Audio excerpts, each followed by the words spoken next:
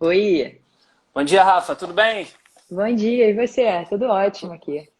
Maravilha. Tudo Deixa eu tranquilo? ajeitar minha câmera aqui. Eu tô tentando ver se tira um pouco esse reflexo aqui. Enfim. Eu acho que. Deixa eu ver. Ah, tá bom. Dá pra te ver bem. E aí, sabe Serra, tudo bem? Tudo bem? É mais um mito que a gente tem que quebrar no mercado. Fazer com que a galera agora se distancie um pouco do Barreto e vão pro Cerrar. Vai ser difícil. Você tá preparado? Que bom, né? Que vão errar É, vamos? muito. Vamos ver. Sabe, obrigada por você estar aqui nessa manhã de sábado para contribuir com a gente, viu? Obrigado. Eu que agradeço pelo convite. Imagina, eu recebi muitos directs, muita gente interessada no que você vai falar aqui.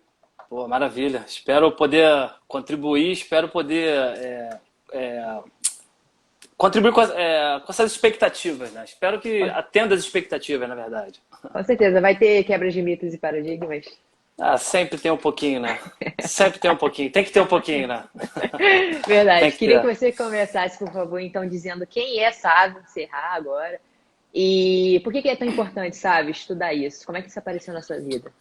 Então, na verdade, tá me ouvindo bem? Perfeitamente. Então, vamos lá. Como é que aconteceu? Eu sou formado há 10 anos, né? Me formei em 2010. E antes de eu me formar, por 2008, por 2009, é, no meu ponto de vista, na minha opinião, muitas perguntas que eu fazia para os meus antigos professores, não que seja uma crítica, não é uma Aham. crítica, tá? Mas em função de patologias até, eu sempre recebia o conteúdo muito superficial. Eu acho que todos os professores que passaram na minha vida, sou grato a todos, eles me ajudaram da melhor maneira possível. Então, hoje o que eu sou, eu devo muito a todos os professores que passaram na minha vida. Então, a grande. Aí o que aconteceu na verdade, né? É, há muito tempo atrás, quando o Pilates praticamente ele desembarcou no Brasil, ele desembarcou de forma por fisioterapeutas, né? E muitas dessas pessoas que iam para o Pilates há 10, há 12 anos atrás, né, 13, 14 anos atrás, é, eram pessoas que a gente de fora, que a gente olhava, a gente pensava assim, ó, essa pessoa ela deve ter um problema muito sério para estar entrando ali. Ela tem uma Aham. patologia muito, deve ter muito, mas muito sério. Não, não deixa de ser um preconceito nosso.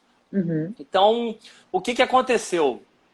Como eu não queria ficar muito nesse negócio de 3 de 10, né, da musculação tradicional, que era implementado o tempo todo e continua sendo, nada contra, o que eu passei a fazer? Eu falei, nossa, se eu gosto de traumatologia, se eu gosto de lesões, né, então por que eu não vou pedir, por que eu não vou querer estagiar com uma fisioterapeuta para aprender lesão?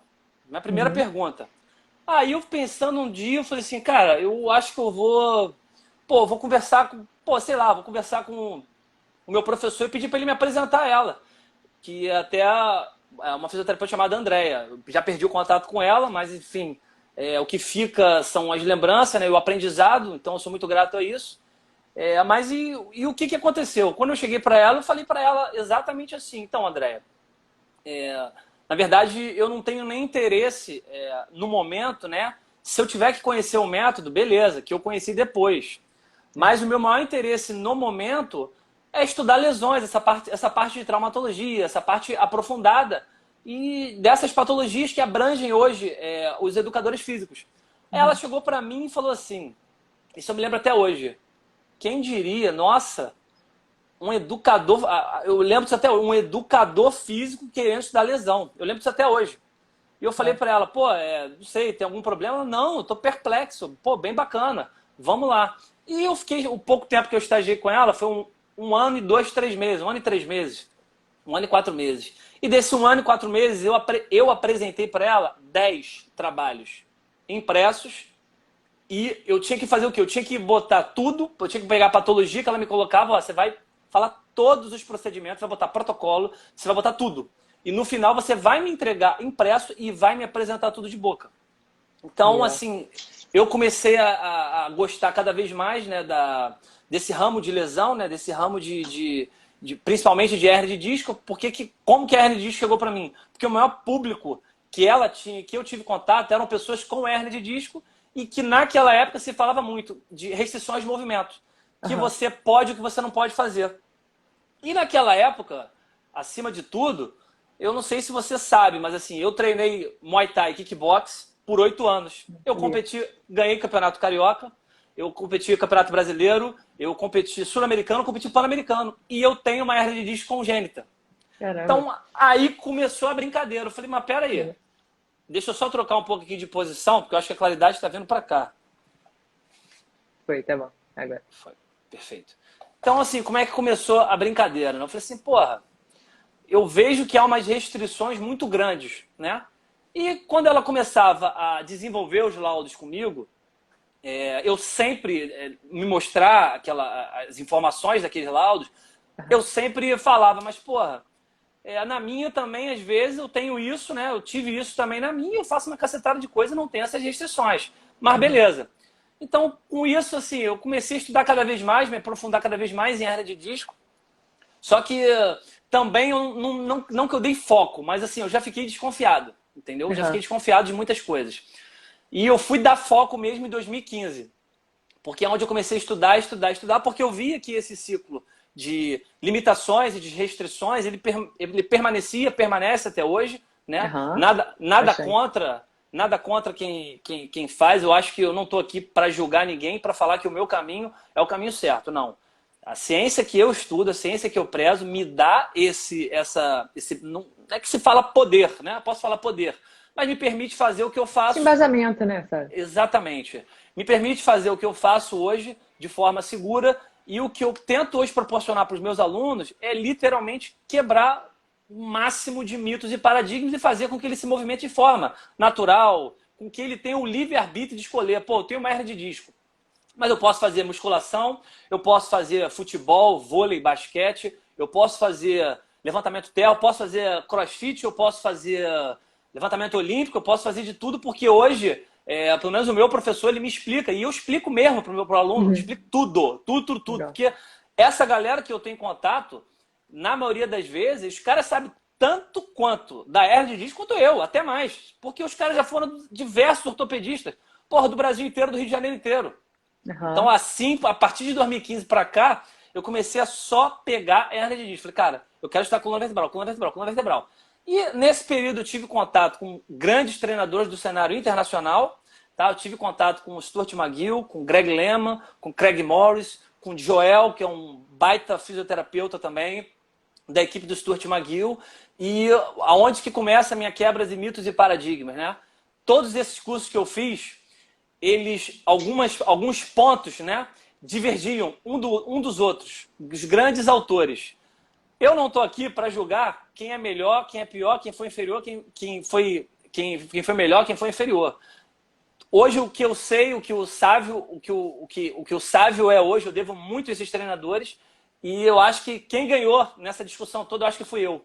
Porque no ano passado eu tive o prazer de beber na água da fonte, de ir neles, de tirar as minhas dúvidas, de conversar, e eu acho que é assim que dá para resumir, não sei se deu para resumir bem a minha história, mas hoje o meu nicho mesmo, hoje quando eu entro na Bodytech, quando eu entro em alguns locais que eu trabalho, as pessoas já falam assim, ó, lesão, coluna com aquele cara. Então, hoje 99% do público que trabalha comigo tem hernia de disco. Os ortopedistas, os fisioterapeutas, que a gente faz essa imersão, essa troca, nesse ciclo, essa cadeia alimentar, eles me mandam pacientes com hernia de disco. Ó, hernia de disco pro Sávio. Não, nem dou pitaco, bota pro Sávio. E se eu tiver dúvida, eu entro em contato, eu converso. Na verdade, eu sempre estou entrando em contato, sempre estou conversando, sempre estou alongando o meu ciclo, né? E é isso, acho Aham. que isso resume um pouco, acho que é a minha história. Legal, legal. E eu acho que cria um vínculo forte também, obviamente, que você educa os seus clientes, né? Você mostra a importância, isso mostra que você tem um conhecimento técnico e você tem vivência também, né, sabe? Como você disse, eu Sim. não sabia que você lutou e É, você tem uma hernia de disco. exatamente, eu tenho uma Acho hernia que de disco na L5 e na S1. aham, Uma gera uma hernia de disco de forma credibilidade, né? congênita. Assim, é aquela situação, né? É o que eu falo para os meus estagiários. Em 1950, 1960, existia um Fusca, não existia um Fusca? Uhum. Hoje existe BMW. Não existe BMW, não existe Ferrari, não existe New Civic. Então, a Verdade. ciência não vai evoluindo? Por que eu não vou tentar evoluir também e para me melhorar, para eu implementar o máximo possível de exercícios que os meus alunos possam usufruir da melhor maneira possível, de forma lúdica, de forma não dando valor, né? Porque eu acho que o que a ciência mostra hoje em dia é que muito tempo atrás a gente dava esse valor para a patologia, e a gente martelava o tempo todo. Não, porque a sua patologia, porque você tem isso. E hoje eu mudei literalmente, eu não dou esse valor. Literalmente eu ignoro essa patologia. Legal. Não fico martelando. Legal. Então vamos começar você explicando pra gente, sabe, o que que é uma protrusão discal e uma hérnia de disco? Como é que ela começa? Deu uma travada. Repete a pergunta, por O favor. que é a protrusão discal e hérnia de disco e como é que começa? Você pode Na explicar pra verdade, gente? claro. Na verdade, essa já é uma pergunta muito interessante, porque ela já é uma pergunta de forma errada. Tá? Então ela já é uma pergunta de forma errada. Porque o que acontece? A protrusão é o primeiro estágio da hérnia de disco. Tá? Hoje o consenso de coluna vertebral internacional, americano, norte-americano, o consenso de neuroradiologia e o consenso de radiologia, eles determinaram, eles tiveram um consenso até para facilitar os profissionais da área da saúde, e eles detectaram um padrão ouro. Qual seria o padrão ouro? Que a hérnia discal ela é pela protrusão e ela é pela extrusão. Tá? Como que começa a hérnia de disco? A hérnia de disco ela começa por um processo de um distúrbio interno do disco intervertebral, onde há uma dilaceração desse núcleo pulposo, desse material nuclear, e há uma dilaceração também das fibras circunferenciais. Então, como que a gente difere o que é distúrbio interno de uma protusão e de uma extrusão? Então, vamos lá. Vocês estão vendo isso aqui? Tá dando para ver? Perfeito. Perfeito. Tá vendo essa linha pontilhada aqui? Isso aqui é um disco normal, correto? Então você está vendo essa linha pontilhada, correto? Então, observa que o núcleo pulposo, como é um disco normal, ele está aqui, ele não rompeu essas lamelas. Ele não rompeu essas lamelas aqui. Isso aqui em volta é o anel fibroso, tá? Onde a gente tem de 10 a 20 lamelas. Observa que ele não dilacerou, tá? Isso aqui é um disco normal. Então, como que vocês vão começar a entender isso aqui, tá? Como é que ocorre o distúrbio interno? Essa primeira lista aqui que eu estou fazendo, tá dando para enxergar bem? Dá. Vamos supor que ela seja o final do núcleo pulposo de um disco normal, tá? E essa segunda aqui, essa segunda linha, são o quê? É um núcleo pulposo dilacerando, dando um exemplo, tá? Dilacerando e invadindo, tá? Nesses 4 graus. Tá? Ou seja, o distúrbio interno ele tem grau 1, grau 2, grau 3 e grau 4. Tá? Eu não vou ficar me prendendo dando estatisticamente o grau 1, grau 2, grau 3 e grau 4. Eu prefiro que vocês entendam. Tá? Então você observa que o normal aqui ó, ultrapassou. Correto? Ultrapassou. Então assim, você observa que o núcleo pulposo nessa primeira linha era o normal, ele estava mais longe dessas fibras circunferenciais, ou seja, dessas periferias do disco, essa periferia do disco. E aqui ele veio quase vindo para fora, tá? Dentro desse distúrbio interno, a gente tem o grau 1, grau 2, grau 3 e grau 4, tá? Numas menores escalas. Grau 1, grau 2, grau 3, grau 4. Dando um exemplo. Sim. Agora, quando a gente entra na protusão, tá? Aqui, ó, nessa primeira linha que eu tracei aqui, é o platô vertebral, né? É o platô vertebral. Então, o final do disco intervertebral, que fica em cima do platô vertebral, ele vem até aqui, ó, essa linha pontilhada. Tá? Mas observa aqui que ela meio que deu uma abaulada, né? Ela meio que veio para fora desse espaço do platô vertebral, certo? Então, quando ele veio para fora do espaço do platô vertebral, ou seja, ele não chegou a romper, mas o corpo vertebral do disco ele está aqui, ó. O corpo vertebral do disco está aqui, ele veio aqui para fora. Então, ou seja, degradou o material de colágeno, né? E ele fez uma protuberância para fora desse corpo vertebral. Ou seja, ele fez uma protuberância para fora, mas não rompeu as fibras circunferenciais. É o estágio 1, protusão. Quando que vem a extrusão? Quando, literalmente, ele rompe as fibras circunferenciais, tá? Ou seja, o núcleo pulposo ele extravasa para fora. Rompeu as fibras circunferenciais aqui. Então, ele está para fora, para o espaço epidural, entendeu? Então, fazendo uma analogia para a gente entender o que é, como começa por um resumo. Começa por um distúrbio interno que tem esses 2 padrões ouros, tá? Essa protrusão, como eu falei, e tem a extrusão. É o padrão ouro de uma hérnia de disco. tá? Entendi.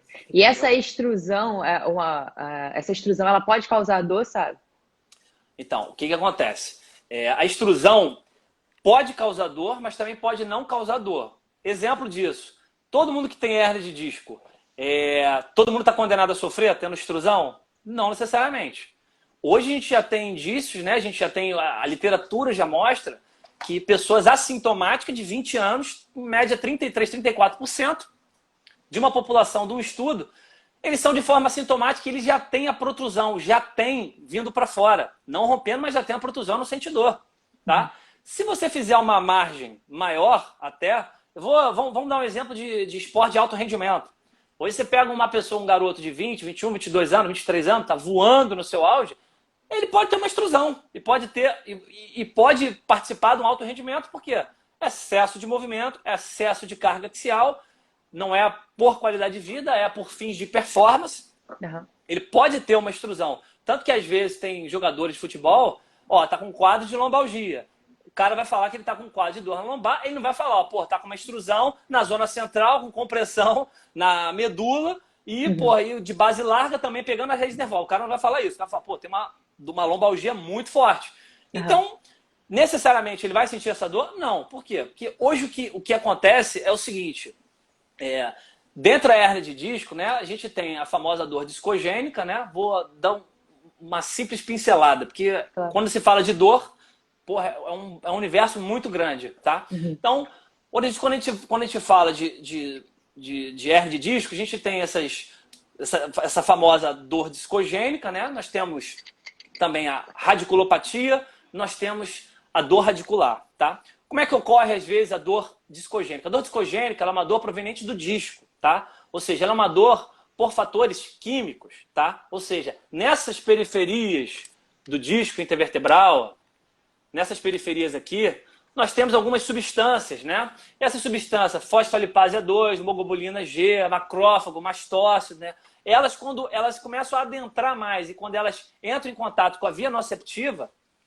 elas irritam muito as fibras C, as fibras A delta, tá? E Uhum. com isso, manda uma informação para o cérebro, falando que tem uma inflamação naquela região. O cérebro vai lá e libera a dor, tá? Então, ou seja, é uma dor por fatores químicos, né, naquela região, e é uma dor que, quando a pessoa tem, ela pode fazer uma ressonância magnética, se for uma dor discogênica, ela vai fazer uma ressonância magnética, e assim, não vai apitar uma coisa exacerbada naquela região. Não vai apitar ali na ressonância magnética, tá? Isso Aham. até a conversa que eu tenho com os ortopedistas, com os fisioterapeutas, esses encontros que a gente faz, que a gente troca essas ideias com base em Legal. ciência, e não vai apitar isso, tá? E essa dor radicular, ela é muito parecida com a dor discogênica, porque ela também é uma dor por essa irritabilidade de fatores químicos na raiz nervosa, onde não necessariamente tem uma compressão naquela região ali, tá? Então, a dor radicular e a dor discogênica, na verdade, elas são por fatores químicos. E a Uhum. radiculopatia, ela é uma dor que é uma perda neurológica, ou seja, ela é uma compressão na raiz nervosa. Tá? Uhum. E quando tem essa compressão na raiz nervosa, tem aquele famoso choque, formigamento e parestesia. Como envolve um processo de dermátome, um processo de raízes nervosas, né? Digamos que diversos locais, né? Essas raízes nervosas levam essas informações, no caso, né? Então você tem um caminho, você tem um caminho que você pode sentir essas sintomatologias, esse choque, Aham. formigamento, essa parestesia, porque há uma perda neurológica, né? Então, assim, há uma compressão muito forte na raiz nervosa, entendeu? Entendi. E existe algum teste que eu possa saber se que eu detecte uma hérnia ou eu só consigo isso com o exame? Então, na verdade, isso é um dos grandes problemas hoje em dia também, né? Hoje em dia, muitos profissionais, eles tendem a querer se basear só num exame e por causa daquele diagnóstico ali, então a pessoa tem uma hérnia, ela não pode fazer X, Y, Z, mas só tem um problema. E quando eu volto lá atrás, eu pego uma população de 20, de 30, de 40, de 50, de 60, que tem de forma assintomática e não sente dor. E vamos adentrar no problema, vamos tornar o problema mais difícil até de a gente entender. Aham. Então, por que que uma pessoa ela desenvolve uma hernia de disco com 20, com 22, com 23 anos e outra pessoa praticamente ela só vai ter com 30, 33, 34, 40? Então, assim, Uhum. não há uma coerência. Quando você vai ter essa hernia de disco? Uhum. Então, cara, às vezes até me embola, repete até a pergunta para mim, Rafinha, às vezes até me embola nesse Se explicações. existe algum teste que eu possa ser realizado que seja específico para detectar uma hérnia ou se só com o exame? Perfeito. Então, vamos lá. Hoje, o que que eu trabalho, o que que a gente vê, o que que a ciência mostra? Que quando a pessoa vem com uma dor, primeiro você tem que entender a causa, a circunstância e através disso você vai fazer os seus testes. Você vai fazer Uhum. testes sensitivos, você vai fazer testes de força, tá? Você vai fazer testes neurodinâmicos, tá? Aonde Aham. você vai tentar entender se através desses dois testes há um consenso de sintomatologias e através dessas sintomatologias, o teste de sensibilidade, o teste de força, o teste neurodinâmico, eles se enquadram com a ressonância magnética. Os três, os quatro vão caminhar de mão dada, tá? Porque às Aham. vezes a pessoa tem uma hérnia de disco, beleza. Mas e aí? Você sabe se ela tem um yellow flag? Você sabe se ela tem um red flag, uma bandeira amarela, uma bandeira vermelha? Aham.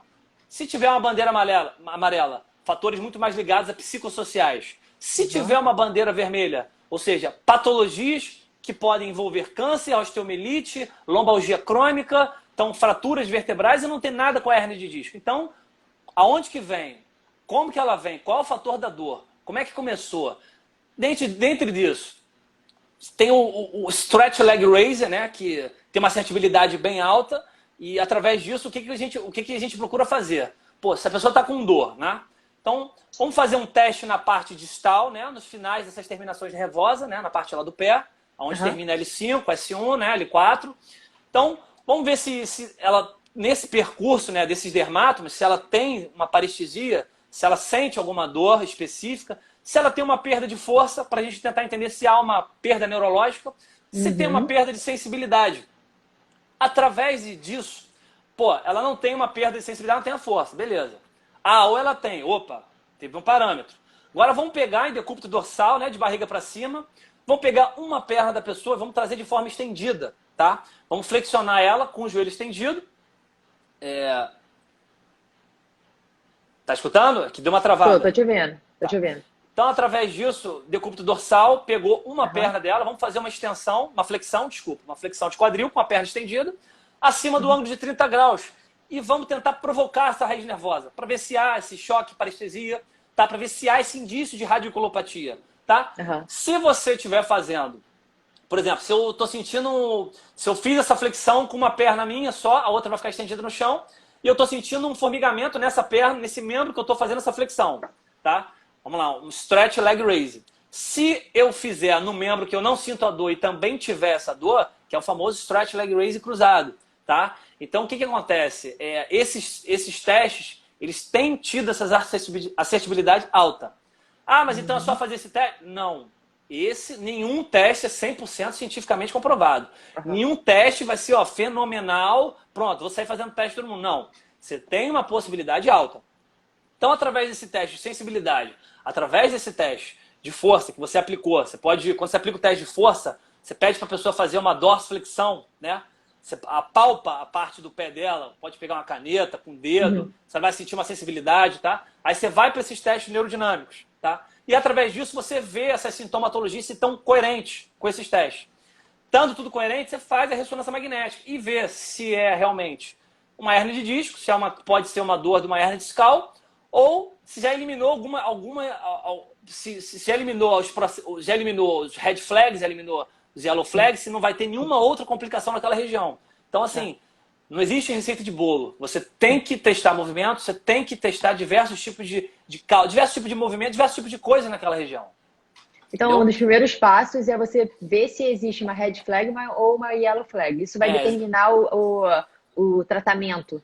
na verdade, não necessariamente. Por exemplo, os primeiros passos, você tem que testar movimento, você Sim. tem que ver essas sensibilidades, essas sintomatologias, qual é a causa da dor, tá? Quando é a causa da dor, eu gosto de fazer uma manobra muito bacana. Qual é essa manobra? Que eu até aprendi com o Stuart McGill. O Aham. Stuart McGill ele tem uma pegada muito bacana que ele fala de movimento clandestino. Como que significaria um movimento clandestino? O aluno ele chega para você em sala, ele fala, pô, tô com muita dor na coluna, ó, ou então, que é o mais. É o mais. É o padrão que a galera chega pra gente hoje em sala. Por que a galera chega pra gente hoje em sala? Ó, tive uma crise muito forte, mas hoje já está estabilizada, só não posso flexionar o tronco. Aí, Aham. não posso fazer isso, mas fulano falou para mim que eu não posso fazer aquilo. Não, vai estar sobrecarga na coluna, beleza. Eu ando com uma caneta no meu bolso. Chega perto dessa pessoa, sem querer, joga a caneta no chão, deixa a caneta cair no chão. Se ela baixar, que ela vai ter que fazer a flexão de tronco, pegar para você e te devolver rápida, e você olhar para ela e falar, não, tudo bem? Sentiu alguma dor? Não, não, não, agora eu não senti dor. Então você começa a ver que pode ter coisas psicossociais ali.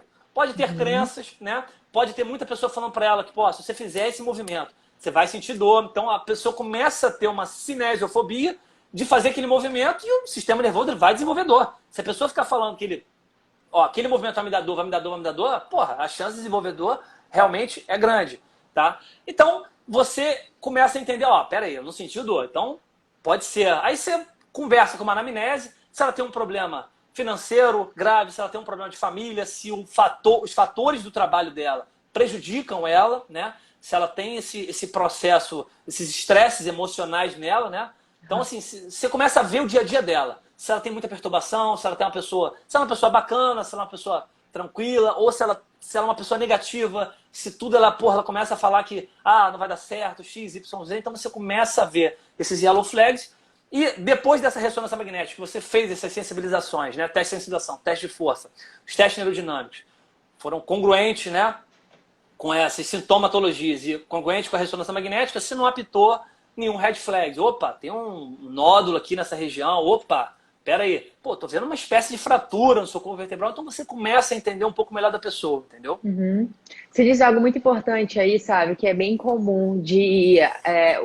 o aluno já vem com umas crenças de que... umas informações que dão para eles que, por exemplo, você não pode flexionar a coluna se você tiver uma hérnia. Você sabe me dizer de onde vem isso? É uma questão biomecânica? Como é que dissemina? Por que tantos profissionais da área da saúde ainda falam isso? Então, vamos lá. Tá dando para ver bem isso aqui? Adorei isso. Uhum. Adorou, né? Então vamos lá. Se eu fizer isso aqui, ó, fiz pro lado errado, perdão. Ó. Toca lá, Raíssa. Ó, agora aqui ficou bom, ó. Vocês estão vendo isso aqui? Sim. Então vamos lá. Deixa eu pegar uma caneta. Tem uma caneta aqui? Só um segundo. Tá. Gente, se vocês quiserem mandar perguntas, a Edma tá anotando todas as perguntas e conforme a live for acontecendo, eu falo. Vamos com toda. Então, né? Beleza, né? Então o que acontece? Aqui você tem uma carga simétrica. Quando você tem uma carga simétrica, ó, você parar para ver e olhar aqui no disco, todas as direções do disco eles vão receber o mesmo fator normal, mesmo processo de carga normal. Quando você tem uma carga assimétrica, você vai receber uma carga de compressiva nessa região e uma compressiva nessa região, uma parte de tensão na posterior. Só que o problema é o seguinte, quando você, através desses modelos aqui de biomecânica, que você faz isso aqui, ó, muitas pessoas, tá? Elas falam para você essa convicção de que a flexão de tronco possibilita a hernia de disco. Vamos lá, vamos por calma. Primeiro a gente tem que entender das 3 zonas anatômicas. A gente tem que entender o que de fato forma o disco intervertebral. Quais são suas propriedades? Qual é a função do disco intervertebral, tá? Então assim, o disco intervertebral ele tem 3 zonas anatômicas. Ele tem as fibras circunferenciais, ele tem o núcleo pulposo e ele tem a placa terminal cartilaginosa. E essas 3 zonas anatômicas, elas funcionam, elas trabalham de forma juntas, de forma acopladas, tá? E um dos maiores objetivos dela é de resistir, tá? De resistir à compressão, tá? Um dos maiores objetivos dela. Então, quando a gente pega as fibras circunferenciais, a gente tem que entender que a gente tem as fibras de Sharpey, a gente tem as fibras de colágeno, tá? As fibras de Sharpey, elas se prendem aos periósteos, tá? Essa camada que reveste praticamente a parte externa do osso, tá? As fibras de Sharpey. Então, a gente tem as fibras de Sharpey, as fibras de elastina, as fibras de colágeno. Nós temos as proteínas hidrófilas, que fazem essa reabsorção, e nós temos uma quantidade de água, tá? Vindo nessa região também.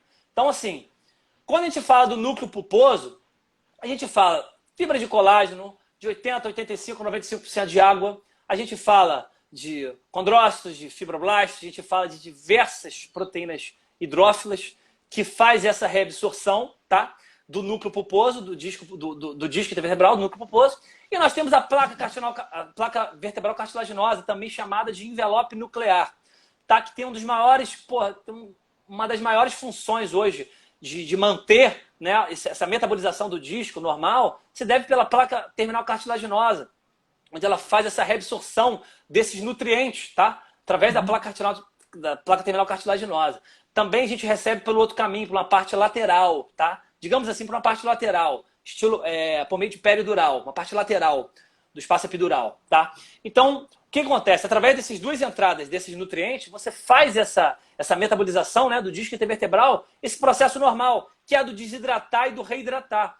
E essas proteínas, né, que eu falei aqui, pô, não é uma estrutura fraca. Não é uma estrutura fraca que você vai fazer esse movimento aqui, ó, tá? Que você vai fazer esse movimento aqui, ó, e vai acontecer isso o tempo todo.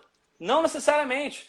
Quando as pessoas falam, ah, mas o excesso de carga, de compressão, ele é um dos fatores que realmente causa hernia discal. Beleza, show de bola. Agora, se você pega um carro, né? Você pega um carro, você vai virar uma curva. Você não vai virar uma curva? O carro, vamos supor que seu carro esteja 220, né? Você pode virar essa curva 220, pode ser que você não capote. Mas pode ser que você capote, tá? Agora, a grande pergunta é o seguinte, se o excesso de sobrecarga, ele vai causar uma lesão, você vai gerar um excesso de sobrecarga?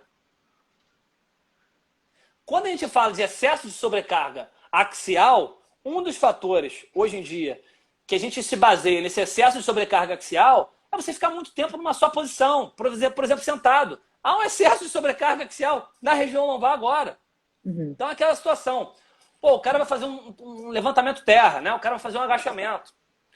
Pô, o cara vai botar 85% da carga dele. Primeiro, ele não vai começar com 85% da carga dele. Você não vai pegar um aluno seu e já jogar nos 85%. É a mesma coisa. O aluno seu vai começar a treinar com você. Você é a faixa preta de jiu-jitsu. Você vai pegar o teu aluno que é faixa branca, vai botar para treinar com um cara de faixa preta? A chance de lesão dele é o que é alta. Você vai pegar vou dar um exemplo do CrossFit. Você vai pegar hoje uma pessoa que nunca treinou CrossFit. Pô, ele não tem padrão de movimento, né? Eu não gosto muito de falar essa palavra, vamos lá. Ele não tem uma vantagem mecânica para aquele esporte. Ele gosta mais de falar vantagem mecânica, tá? Ele não tem uma vivência naquele esporte ali. Você vai pegar ele, você vai pegar um WOD de alto rendimento, vai botar para ele fazer porque tem um gasto calórico alto, a chance de gerar lesão naquilo ali é muito alta. Agora, por que você não faz um passo a passo com ele? Por que você não entra numa periodização com ele? Ensinando, porra, o passo a passo, progressão, pô, você ensinando diversos fatores. Olha só, antes de a gente chegar naquele nível ali, vamos passar por esses movimentos aqui. Antes de eu te botar no levantamento terra, vamos fazer umas escolinhas aqui progressivas. Vamos adaptar esses movimentos para vocês. Então, por que você não faz essas escolinhas? Mas às vezes as pessoas falam o quê? Ah, pô, você vai fazer a flexão de tronco e vai herniar. Pô, mas tá lá na literatura que o excesso de carga vai herniar. Mas aí você chega e fala, mas quem te disse que você vai fazer com excesso de carga? Quem te disse que você não pode preparar um corpo para utilizar progressivamente uma carga? Então, assim, são esses fatores. Por exemplo, em um momento eu estou falando, vai lá e bota 200 na coluna, que tua coluna é forte. Não estou falando isso. Eu estou falando o seguinte, vamos fazer um passo a passo.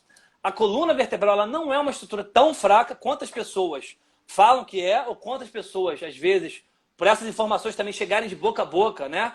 E é muito fácil hoje a pessoa concordar com uma pessoa, não, beleza, tá certo, tá tranquilo. Então, vamos passar isso para frente agora. Porra, vamos procurar entender melhor desses mecanismos, né?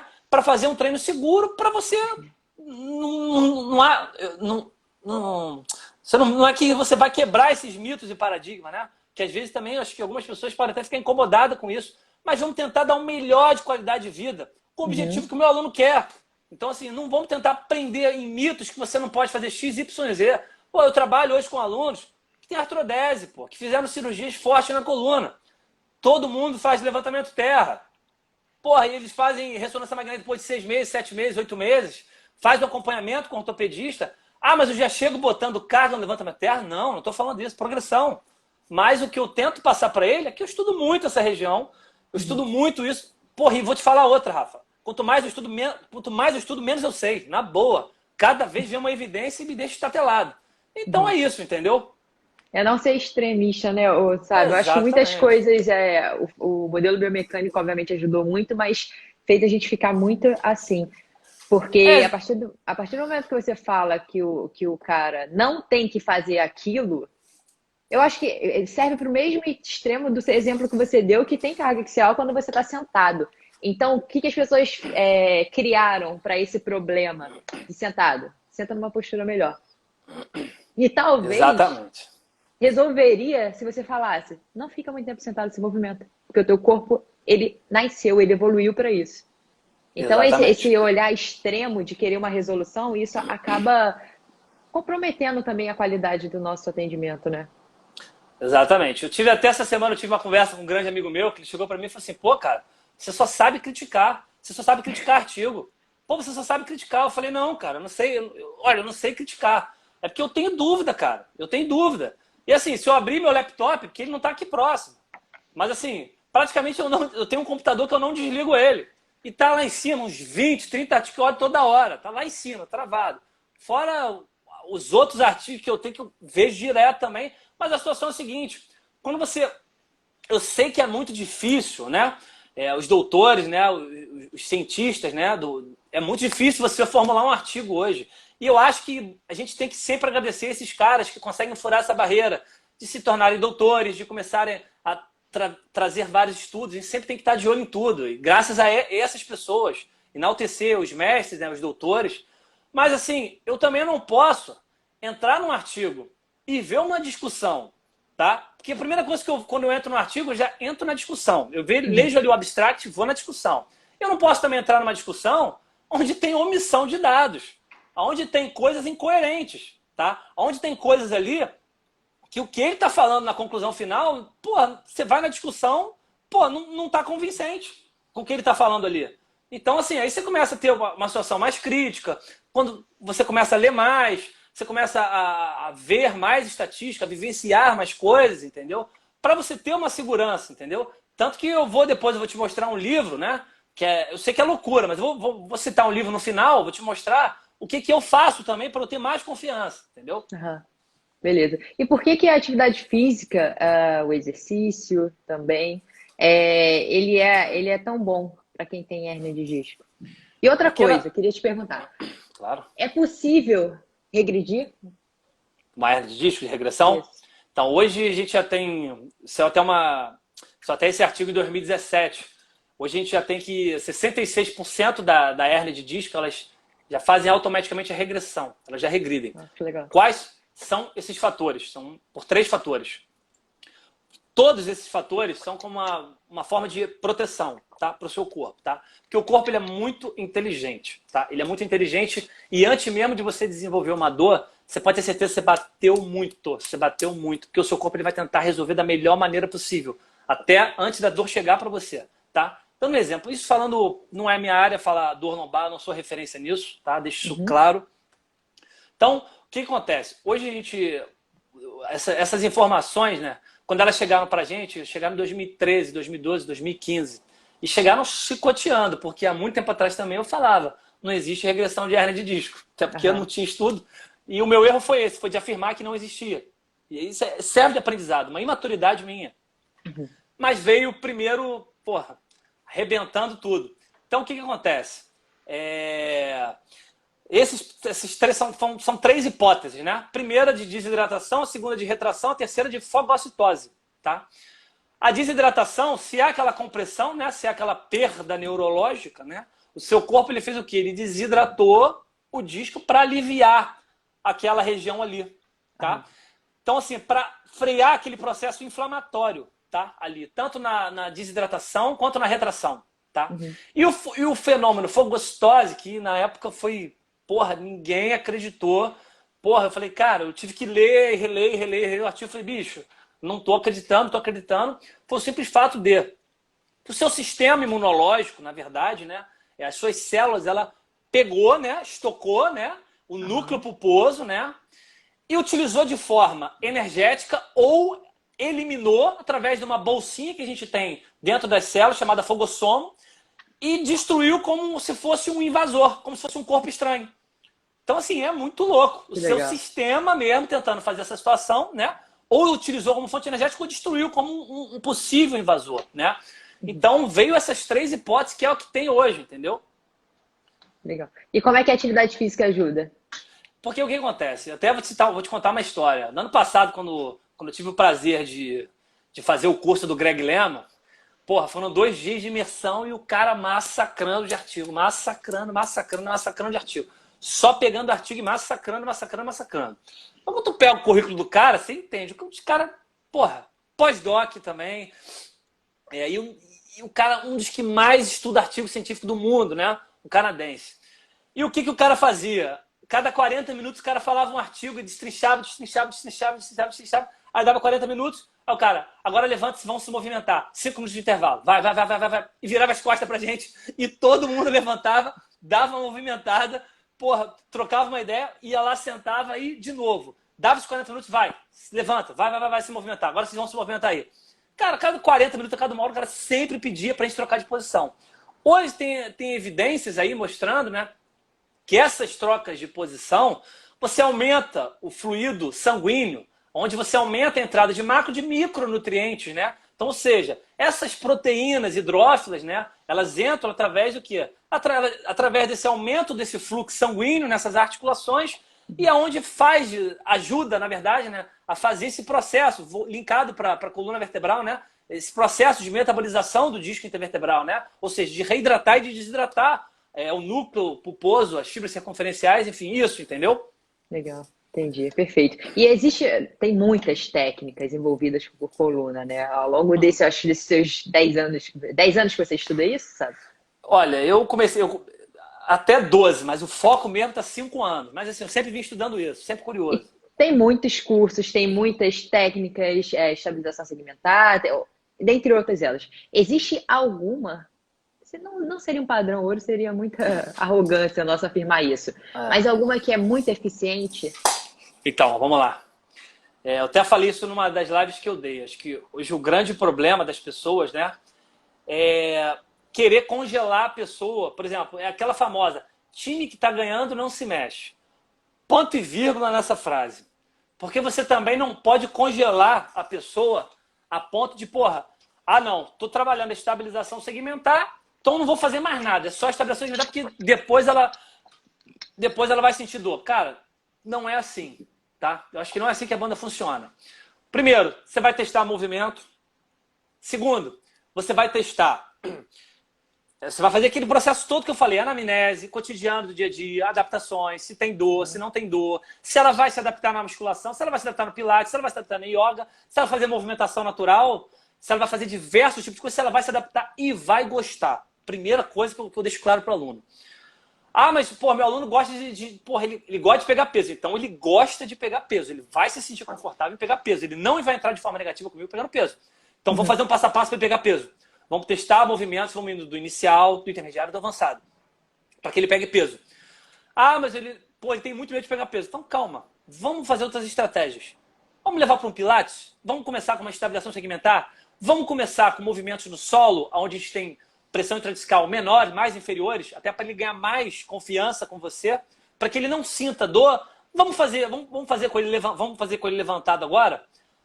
Pô, beleza, fiz em decúbito dorsal, fiz agora na vertical, em pé. Porra, vamos fazer um pouquinho sentado? Porra, vamos fazer um ciclo, uma periodização desses ciclos primeiro nessa semana? Então, passou essa semana, vamos começar a implementar.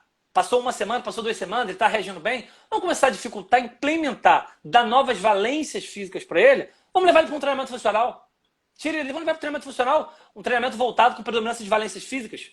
Vamos trabalhar aceleração, desaceleração, coordenação, equilíbrio, força. Vamos trabalhar tudo. Sentiu alguma dor? Não? Beleza. Chega num certo dia para ele, vamos graduar mais. Da faixa branca a gente já foi para amarela. Vamos para a faixa laranja? Vamos começar levantando da cadeira e subindo. Toma esse peso de 1 quilo aqui. Se for, dando um exemplo, se for um idoso, né? Se for uma pessoa, não sei, dando um exemplo, que tenha muito medo, tá? Vamos supor que for um idoso. Vamos levantar dessa cadeira aqui?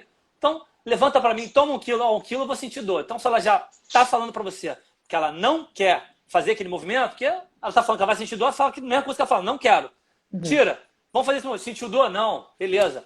Vamos voltar para aquele ciclo? Deitado, em pé, sentado. Deitado, em pé, sentado, dando um exemplo. Tá sentindo dor? Não. Posso tentar evoluir com você? Senta numa cadeira.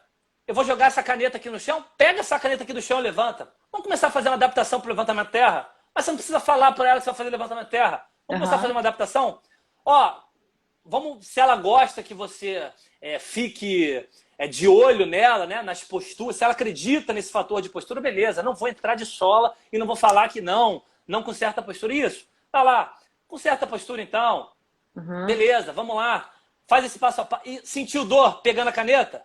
Não sentiu dor pegando a caneta, beleza, então ela já fez um levantamento terra, uma adaptação, e vamos continuar naquele movimento, vamos continuar naquele processo de variação. E daí vai.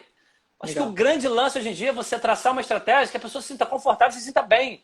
É o Uhum. principal, entendeu?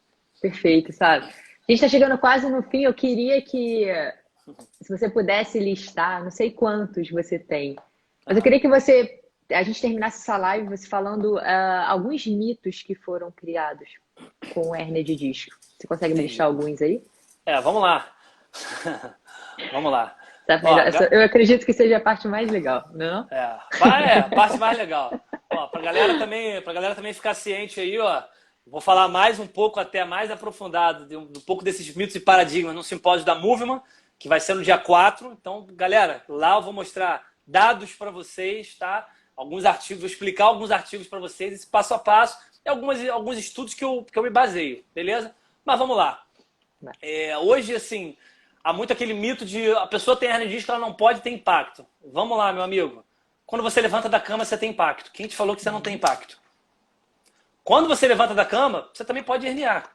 Se você quebrar essa homeostase do disco intervertebral, se você tiver uma lesão na placa cartilaginosa terminal e você evitar movimento, você também pode contribuir cada vez mais para se Uhum. você dilacerar essas fibras circunferenciais e você herniar, por deixar de fazer movimento. Então, um dos maiores mitos é você falar que você não pode receber impacto, que você não pode correr. Hoje a gente já tem alguns dados científicos aí mostrando que pessoas que correm têm um disco intervertebral mais fortalecido do que pessoas sedentárias. Então, Legal. cuidado com esses paradigmas, né? Que as pessoas às vezes não querem buscar essa evolução, não querem ir para frente, né? Então, cuidado com essas informações aí, de essas crenças de limitando. Claro que são estudos que foram feitos num determinado número de pessoas, não muito grande, mas assim, já é um indício pra gente que, porra, ó, você também não pode falar que aquilo ali causa hernia de disco, porque não causou. E já saiu outro estudo agora em 2020 também, corroborando com esse primeiro estudo de 2017, tá? Então a gente tem que ficar ligado. E eu acho que eu falei um pouco, eu falei bem da flexão de tronco, eu acho que Aham. eu falei ao longo, né? Eu até peguei a vértebra, né? Eu não sei se o nosso amigo Alan estava aí no início, né? Mas olha aqui, Alan. Eu não sei se ele viu essa parte, depois está gravado, vai gravar a live também, ele vai lá e ver se ele não pegou, mas enfim. Então, assim, para finalizar mesmo, assim, gente, nosso aluno, vocês têm que entender uma coisa. Quando a gente pega um aluno, vamos trabalhar em equipe, tá? Pensa que o nosso aluno é um time de futebol, tá? Pensa que o meu aluno é um time de futebol. Muito louco eu falar isso, né? Mas enfim. Então, quando você pega um time de futebol, você tem uma zaga, você tem um meio-campo e você tem um ataque, beleza? Então, quando você pega esse time de futebol, que é o seu aluno, você tem que ter uma zaga com boas referências, uma zaga que te dê sustentabilidade, que você não tome gol, no bom sentido, que você evite o máximo possível de tomar gol, ou seja, boas referências, bons estudos, boas vivências, ou seja, você tem uma base científica, uma base de conhecimento forte, tá? Você tem uma base de conhecimento forte para quê? Para você ter segurança e você ter o poder de conversar isso com o seu aluno, de você mostrar que o problema que ele tem, você também entende, você também está correndo atrás cada vez mais para você entender mais daquele processo, tá? E quando a gente entra nesse meio campo, né? Voltando para a zaga. Então, quando você tem uma base forte, né? Como você tem cientificamente, por exemplo, eu não sou de indicar livro, mas eu vou indicar um livro aqui, ó, de traumatologia, da área da ortopedia, tá? Por que eu comprei esse livro? Porque esse livro ele tem um capítulo muito bacana que ele me mostra as incidências das traumatologias das vértebras. Então, pô, se eu tô falando, né? Se eu tô falando de hérnia de disco e de diversos movimentos, eu também quero ver a incidência de cada vértebra lombar. Aonde Uhum. tem ali, qual é a chance de incidência de traumatologia. Eu quero ter acesso a isso aí tudo, tá? Então, ou Aham. seja, isso eu concluo a minha zaga.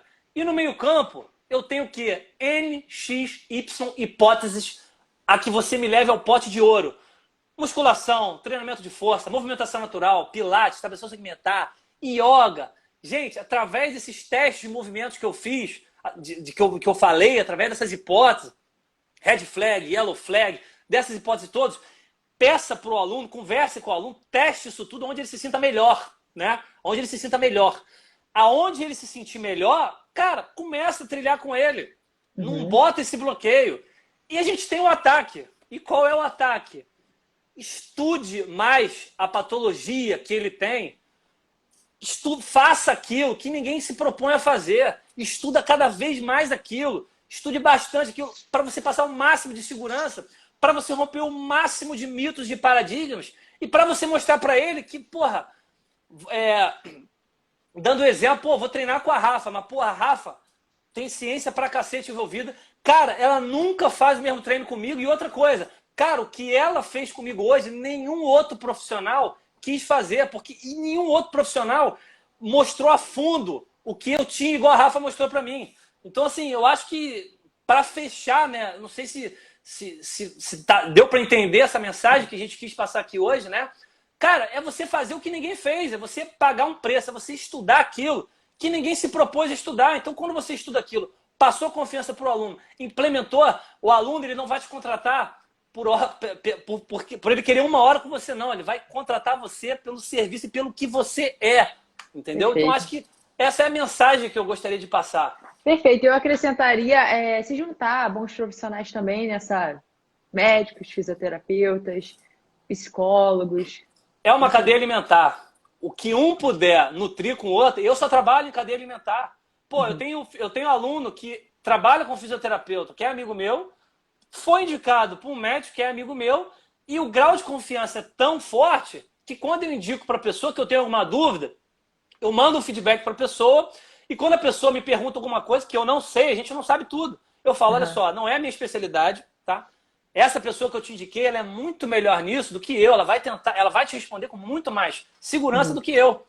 E por aí vai. Se você começa a formar uma cadeia alimentar em volta de você, que, cara, a gente não passa por aquelas situações chatas. Ó, fala para o seu educador físico, ou fala para o seu fisioterapeuta, ou fala para fazer X, Y, Z. Não. Manda para a Rafa que ela sabe o que ela faz. Manda para o Sávio, manda para o Alan que ele sabe o que ele faz. E acabou. Porque quando você conversa com essa galera e faz essa ponte, eles veem que quando, pô, o cara não tá de bobeira. Então não vou me preocupar. Vou mandar pro cara e acabou, e ponto final. Entendeu? Perfeito. Sabe, nós temos 3 minutos, tem uma pergunta da Samela sobre hérnia, intervenções para hérnia cervical. Você consegue responder para a gente em 3 minutos, intervenções para hérnia cervical? Então, na verdade, eu já deixo, por exemplo, eu já deixo até claro com isso. Hoje, 70%, 100% do meu foco é coluna. Hoje eu estou num foco de 70% na região lombar. Tá? Mas eu também estou estudando bastante cervical, torácica. Mas o meu foco literalmente é coluna lombar. O que eu vou falar para você é o seguinte, Sandra. Tem algumas técnicas, sim, que você pode saber, que você pode adentrar, né? Tem alguns testes específicos, né? Alguns testes que também leve compressão para tentar ver se há alguma compressão, se há alguma perda neurológica. Tem alguns testes, sim. É até um assunto que é um pouco maior do que o normal. Agora, no curto e no grosso, testa movimentos, vê origens das dores, vê esses fatores psicossociais em volta, vê esses fatores de sintomatologia, vê esses fatores de alguns testes neurodinâmicos. É porque não dá para falar muita coisa, mas assim, tem um teste que você faz uma compressão, você faz uma flexão lateral e também você provoca fazendo uma leve compressão para ver se você vai ter alguns indícios também dessas coisas. Mas no curto e no grosso, tem que testar movimento, tem que ver se você vai sentir, né, se esses sintomas eles vão estar envolvidos nessa região aqui, ó, na região do braço, né, se vai ter essa perda neurológica. Então, assim, não adianta. Eu acho que hoje todo mundo, quando até vem em direção a mim, querendo tirar qualquer tipo de dúvida, gente, o que eu sempre tento deixar claro, cara, não existe uma receita de bolo. Porque às vezes você pode indicar a pessoa, pô, vou fazer para um pilates, e larga ali uma dor dela violenta e você não entende. Pô, vou te botar na musculação, cara, me senti super bem, pô, gostei de fazer o movimento. Então, assim, O máximo que eu posso falar é teste movimento, ver como é que tá o grau de mobilidade dela, como é que hoje em dia, pô, quanto de mobilidade que a coluna cervical, ela se mexe, 80, 90 na flexão, na extensão, flexão lateral, 40, 45 graus. Testa movimento para você ver as limitações dela e com o passar disso, ver o dia a dia dela, o Ver a histórico função, dela. né? Ver a função é bem Exatamente. importante. Você sabe, Exatamente. quem quiser estudar mais sobre isso, o que você indica aí pra gente? Olha, eu indico a primeira coisa, eu indico boas referências, né? Eu acho que a gente tem que, primeira coisa, dos boas referências, vamos sempre tentar, até fazendo uma mãozinha aqui de por favor, né? Sempre tentar estudar os dois lados, não só um lado só. Vamos ver os prós e os contras. Não vamos ver só os prós, não vamos focar só os prós, vamos ver os contras também. Vou te dar um exemplo. Pô, às vezes você tá apertado de dinheiro, você quer ir no shopping. Você quer comprar alguma coisa, uma porra, cara, mas só tem aquela peça. Quando você só tem aquela peça. Mas você chega, mas eu preciso daquela peça. Porra, vamos ter essas reflexões. Eu preciso. Prós e contras. Será que se eu comprar aquela peça vai me afetar? Então, assim, ver grandes autores, resumindo, grandes autores que prezam pela estabilização segmentar, que prezam para não sim, o meu ponto de vista. Tem muitos autores que gostam muito dessa estabilização segmentar e tem muitos outros que tentam quebrar esses mitos. Então, vê os dois. Se o seu Legal. aluno se enquadrar mais no da direita, show de bola. Ou no da esquerda, show de bola. Mas tanto essas duas informações elas vão ser relevantes para você montar uma prescrição para o seu aluno adequada, com base no que ele quer. Perfeito. E assim, eu indiquei o livro, né? Eu indiquei esse livro. Né? Esse Aham. livro não é da educação física, tá? Mas uma mensagem que eu falo é o seguinte: a maioria dos meus livros hoje, gente, não é da educação física. Então, assim, vamos pensar fora da caixa. Vamos analisar num todo, não no 3 de 10, tá? Eu tive Perfeito. que estagiar com fisioterapeuta para eu tentar entender mais de lesão. Porra, eu tive que ir em consultório impregnar ortopedista para tentar entender mais a lesão. Porra, eu tive que ir a diversas pessoas para buscar conhecimentos, peguei diversos livros, porra, diversos artigos necessariamente, para tentar me contribuir o máximo possível. Então, assim, pensa fora da caixa. Porra, se você quer pegar um livro de biomecânica, você tem que entender biomecânica. Se você não entender biomecânica, você não vai saber de onde eu estou falando. Uhum. Ângulo de penação, área de secção transversa, você tem que entender isso tudo. As cargas simétricas, assimétrica, extensão, flexão, tudo. Cisalhamento, tudo. Mas você também tem que entender diversos outros fatores traumatológicos que complementem essa biomecânica. Legal, perfeito. Sabe, cara, muito obrigada. Né? Foi Eu que te incrível. agradeço. Gente, quem quiser saber mais do trabalho do Sábio, entra no Instagram dele. E qual é o dia da Movement, Sábio? No dia 4, dia 4 no período, se eu não me engano, começa 2 horas da tarde. Assim, no dia 4, num sábado. E é isso, vai ter bastante polêmica lá, galera. Pode Vai acessar lá que no vai ter perfil do bastante Sábio polêmica. que ele dá as informações para vocês. Muito obrigada, viu? Agradeço muito. Eu vou deixar a indicação do livro lá aqui nos stories que você Perfeito? pediu, tá? Sem problema, eu que Obrigadão. agradeço. Beijo, gente. Obrigada a todo mundo Obrigado. aí que participou. Eu que agradeço, galera. Obrigado. Valeu.